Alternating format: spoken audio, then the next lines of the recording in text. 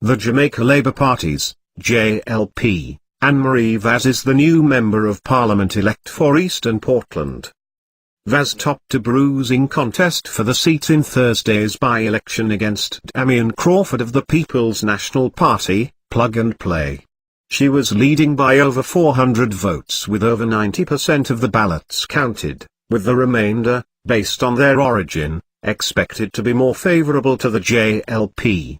Less than 2 hours into the counting, it was clear that a Vaz win was well in the making. The victory moved the JLP's margin in the lower house of Parliament to 34-29. Vaz overcame a margin of victory of over 2,000 for the Plug and Play's Dr. Lynvale Bloomfield in the 2016 general elections. Bloomfield was stabbed to death at his home in Passley Gardens, Portland in February of this year, resulting in the by-election.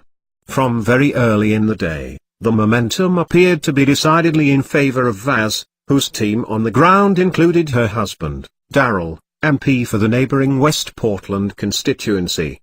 Outnumbered on the roads and at most polling clusters, and badly outspent on the ground, as acknowledged by both Plug and Play General Secretary, Julian Robinson, and Campaign Director, Maxine Henry Wilson, the Plug and Play seemingly relied mainly on its handsome margin of victory the last time around.